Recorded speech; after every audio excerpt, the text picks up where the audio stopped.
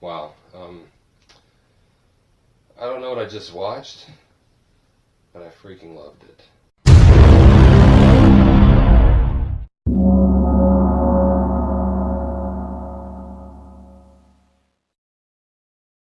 Swiss Army Man is directed by the Daniels, and it stars Daniel Radcliffe and Paul Dano. Power of the Dans. Yeah. And this movie is honestly phenomenal. I love this movie so much. I can't even explain it. Yeah, I came into this movie with sort of nervous because I mean when he showed me the trailer, I'm like, what the heck are you showing me? But and then even when like I went into the movie when I was watching it, like the first like 20 minutes, I'm like, what am I doing here? But like it was actually like they got pretty deep, like a lot of times. Yeah, and if you haven't seen the trailer, the very beginning of the trailer is how the movie starts off with just this guy about to hang himself, and he sees this dead body wash up on shore, and it ends up like farting or something. It ends up farting. Yeah, that's pretty much how this movie begins. Yeah, and the whole movie, like he starts like becoming friends with his dead body as he's trying to get back to like civilization. Yeah, and he's trying. What's really cool about this movie is the dead body. Which it's the only thing about it is like it can't really move. It's played by Daniel Radcliffe, and he cannot move, but he can talk. He can talk. I was actually reading that they were actually wanting to make a model of Daniel Radcliffe's body to put in the movie, to put in a lot of the scenes, but Daniel Radcliffe insisted that he wanted to be in every shot. Yeah, I think I read that too. Yeah, and he even like they even used like the model that they used. They even used it in some of the scenes that were like too dangerous of stunts for Daniel Radcliffe to actually do. Yeah. But Daniel Radcliffe still was one who like threw the model or whatever you call it down. Yeah. But what's also funny is to promote this movie, I think Daniel Radcliffe actually went different places with with the actual model. Yeah. But yeah, and throughout the whole movie, he's trying to teach Paul Dano's character. He's trying to teach Daniel Radcliffe's character about life and about what people do in life, and it's about being, going against the norm, and still finding acceptance. That's what the whole movie is mainly about. It's a lot deeper than you would think it actually is. Yeah, if any movie can make masturbation jokes and farting jokes deep, then they get 2 thumbs up from me. Yeah, exactly. Like honestly, they talk about fart jokes, and whenever they have these, in a world filled with Adam Sandler movies that have fart jokes every freaking 10 minutes, right. It's good to watch a movie that has fart jokes, but it actually puts a really deep meaning onto it, and it actually it's a metaphor for like, holding things in against the people that you can't love and care about. I was watching an interview with the directors, the Daniels. I think it was one of them, but he said that 3 things that he hates about movies is fart jokes, musicals, and acapella. There's 3 things that he just hates about stuff. And it's funny because a lot of that actually is in this movie, but he decides to actually use this to his benefit. And the one thing I like about that, I feel like it actually is a lot more about what this movie is, which is kind of going against things, kind of doing things that you don't always like. Stepping out of your comfort zone. Yeah, and so, I mean, even that right there is really a deep thing that he does for this movie.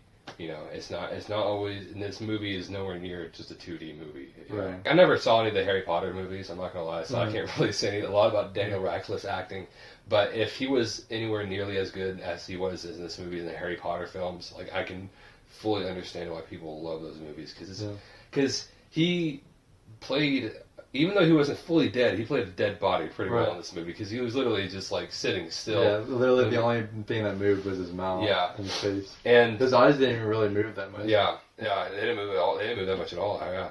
And the acting of Paul Dano was, or Dano, is Dano or Dano, he was great as well. But yeah, he's from the movie Prisoners. He's on something else. I completely forgot. I know I've seen him somewhere. I should have looked him on IMDb. Yeah, I know he was on Prisoners. Yeah. But he played on something else I know. I just can't remember. Yeah, he was really great too. They had a few other side actors. I mean, I don't really want to say anything about them because, they weren't in a lot of the movie at all, actually, barely at all. But yeah, so yeah, this movie was just great, and the acting like just totally amplified everything. If I were you, I wouldn't check out the soundtrack until you see the movie, but you can until you want to. The music is fantastic. Yeah. I actually, whenever I watched the movie yesterday, I listened to the few songs on the soundtrack, and I went straight on to Amazon and bought the actual soundtrack on CD. Yeah, it's sort of like Birdman. I don't know if y'all have ever seen Birdman, but how the music sort of like heightened the originality and the like uniqueness of the movie. The music in this movie really like brought it to like a whole nother level that it wouldn't have been if it wasn't for the music. And I don't know if y'all have ever seen Birdman before, but this I love that movie, and this for me is probably one of the best movies since Birdman. It's probably one of the best movies since Birdman to me. Yeah. And I mean, some people don't like it. We're actually gonna do a review on that sometime in the future, but no, that's irrelevant right now. But that's a great movie. But this movie is just phenomenal. Yeah, and I've got to say that for the summer of 2016, aside from superhero movies, because Civil War I put up there, but Swiss Army Man was the first movie I saw this summer that I would say is a must-see. Yeah, and I'm going to bring this up, okay? The one thing that makes me mad. Okay, so there, before the movie came out, they released it at Cannes Film Festival.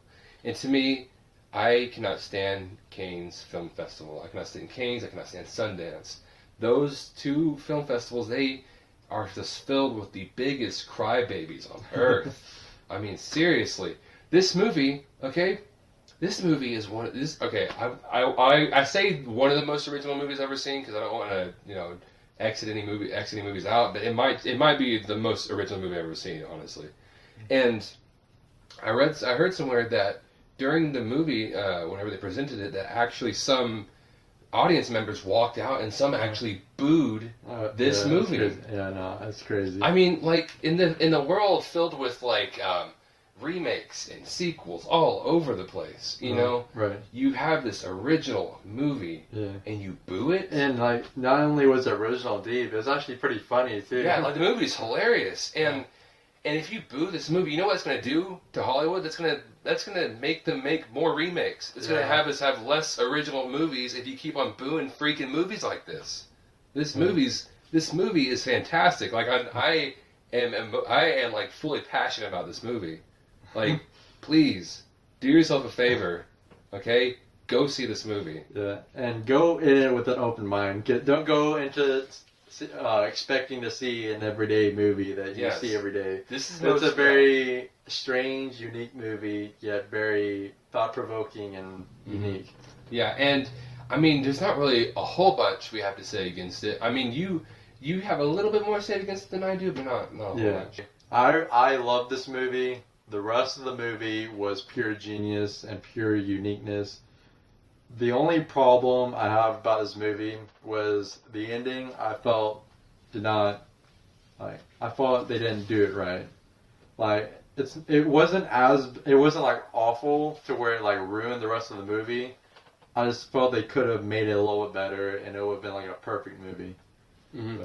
And I slightly agree with that to the fact of I felt like they could have gone a little further with it. I felt like it could have been a little longer and showed a little bit more, but not that much more, just a little bit more. But, I did like the way it ended. It had this abrupt ending that I loved about it. That I felt was perfect.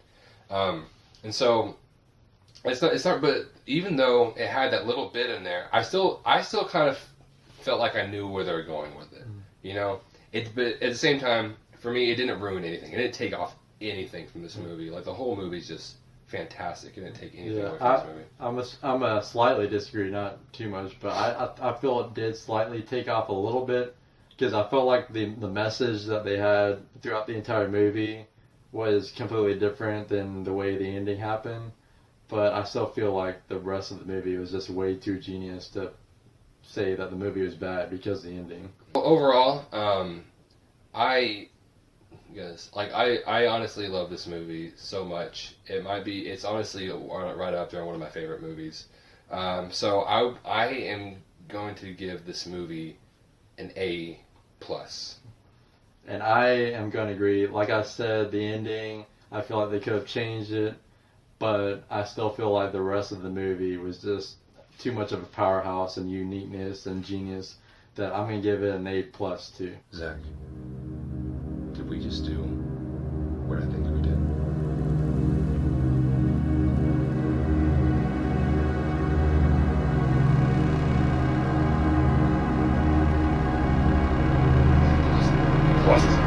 A+. boss! Thank you so much for watching this video, guys. If you like this video, then subscribe to this channel and go ahead and click on there. Watch some other videos. We have some pretty good ones. Yeah, and we also have a Facebook, Instagram, and Twitter, so we're actually doing some more stuff on that. So go ahead and follow those if you want. Mm-hmm. Yeah, and also, if you have any recommendations on any movies we should watch, whether horrible or great, just let us know. We would love to watch them. We love watching movies. That's our thing. Okay. So thank you so much, guys, and we will see you later.